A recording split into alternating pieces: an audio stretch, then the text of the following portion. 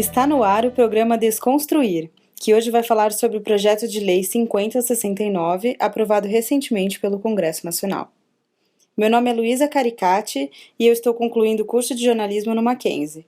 Eu faço parte da Frente Feminista Mackenzista e, além disso, tenho uma página no Facebook que trata de assuntos feministas dentro e fora da universidade, chamada Tia Frida. Durante esse ano, Cunha escreveu alguns projetos polêmicos que deram força às frentes conservadoras do Senado. Entre eles está o projeto de lei 5069 de 2013, que criminaliza o anúncio de meio abortivo ou indução ao aborto. Em outras palavras, o PL quer prender quem aconselhar o aborto a alguém ou até mesmo a médica ou o médico que fizer o aborto em uma mulher. Isso tudo mesmo em caso de estupro. O texto ainda diz que cabe ao médico aconselhar ou receitar um meio que possa ser considerado abortivo, o que pode incluir ou não a pílula do dia seguinte. Trazemos aqui hoje 3 mulheres jornalistas para falar sobre o assunto. Começamos com Raíssa Fernandes, que trabalha na área de moda. Bom dia, Raíssa. Olá, Luísa. É um prazer estar aqui para falar de um tema tão importante. Eu trabalho numa revista feminina e venho observado a tentativa das editoras em abordar esse e outros assuntos ligados ao feminismo desde que começaram a surgir mais movimentos na internet e nas redes sociais, como a campanha do primeiro assédio, em que diversas mulheres relatavam como aconteceu. Enfim, o que a gente precisa perceber é que o feminismo existe desde muito tempo, não é um fenômeno que começou agora, mas foi apenas agora, atualmente, que a mídia começou a dar mais atenção a ele por considerar que talvez tenha alguma relevância na sociedade. Mas a gente não pode esquecer de que ele tem sido uma luta contínua e que não dá para baseá-lo somente no que é divulgado hoje. É uma coisa que vem muito além do que a gente sabe, do que a mídia noticia hoje. Eu sou católica e em relação ao PL 5069, eu tenho que me posicionar de forma contrária, porque eu respeito a decisão das mulheres de decidirem sobre o seu próprio corpo, principalmente no caso de aborto, que acaba trazendo consequências traumáticas para a relação entre uma mãe e seu filho, por exemplo. Eu concordo também com a posição de um movimento que vem crescendo, que é o das católicas pelo direito de decidir, que argumenta que a aprovação desse projeto só traria consequências graves para vários elementos da sociedade, como a saúde reprodutiva, o aumento do número de abortos clandestinos, da mortalidade materna, da criação de clínicas ilegais e por aí vai. Então eu acho que é uma coisa que realmente precisa ser barrada agora. Muito obrigada pela sua contribuição, Raíssa. Agora nós vamos conversar com Beatriz Brezan, que trabalha no portal de notícias R7 e é contra a legalização do aborto. Oi, Luísa. Obrigada pela participação. A legalização do aborto é um assunto que ainda é considerado um tabu pela sociedade, ainda mais no Brasil, que é um país com raízes históricas tão fortes no catolicismo. Eu, particularmente, não sou a favor do aborto e eu não apoio a sua legalização. Eu acredito que a vida tem que ser preservada e que a maioria dos abortos tentam justificar ou até encontrar soluções para atos de irresponsabilidade e inconsequência. Entretanto, bebês com deficiências severas ou gerados através de abuso sexual não se incluem nessas condições e são apenas vítimas nessa história.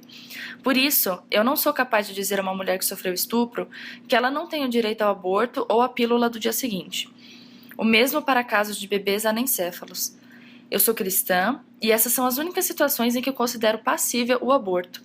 Não considero justo, mas infelizmente considero nessas ocasiões compreensível. O aborto não pode ser enxergado como uma fuga para se livrar de um problema indesejado. Legalizá-lo, na minha opinião, tornaria ainda mais responsável aquilo que já é muito irresponsável. Seria como apresentar medidas desenfreadas mediante a imprudência de milhares. Essa é a medida mais rápida, com certeza, mais instantânea, mas que traria maiores consequências no futuro, pois ela não trata as causas, ela trata apenas consequências. O aborto não é sobre a mulher ou só sobre o seu corpo, mas é sobre uma segunda pessoa que não pediu para ser gerada. Por isso, eu sou contra o aborto, mas também sou contra a aprovação da PL 5069, no caso de estupro ou de bebês com deficiência severa, que na realidade são a exceção da regra. Muito obrigada, Beatriz. Agora vamos para a Ana Luísa Voltolini, que trabalha com direitos humanos no ITTC, Instituto Terra, Trabalho e Cidadania, uma ONG que luta pela erradicação das desigualdades de gênero. Além disso, faz parte do coletivo feminista Nísia Floresta.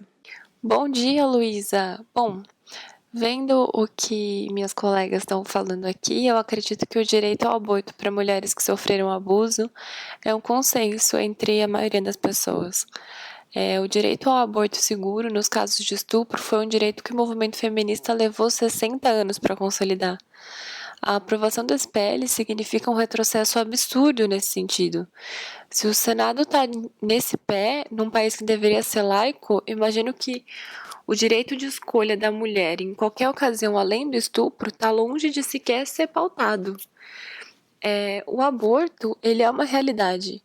Milhares de pessoas se submetem a ele por razões que apenas dizem respeito às mulheres, seja dificuldade financeira, a falta de estrutura emocional, a falta de estrutura familiar, ou só a simples falta de vontade de ter uma filha ou um filho. As mulheres abortam. A grande diferença é que as mais pobres fazem abortos em casa, com pílulas encomendadas pela internet ou objetos que elas encontram em casa, tipo cabides. Enquanto isso, mulheres que têm maior poder aquisitivo fazem os abortos em clínicas que são um pouco melhor equipadas, muito caras, mas ainda assim é sob condições muito precárias. O aborto inseguro, ele é real e ele mata milhares de mulheres todos os anos. Se o PL for aprovado, ele vai continuar acontecendo e ainda vai prender muito mais gente dentro de cadeias que estão superlotadas, que elas são ineficazes no seu propósito de ressocialização e não tem qualquer garantia de acesso a direitos básicos. E ela não funciona. É um absurdo que um homem esteja propondo controlar o livre-arbítrio de mulheres. A existência desse projeto já é uma violação. A luta feminista continua e ela precisa parar homens como Cunha. Obrigada por compartilhar seu posicionamento conosco, Ana. Eu acho que o aborto não deveria ser proibido em nenhuma situação, porque é uma decisão que pertence à mulher. Não se sabe quais razões a levaram a determinada atitude e é por esse motivo que eu acho que a gente não deve julgar, muito menos decidir por ela, né? E assim encerramos o programa de hoje.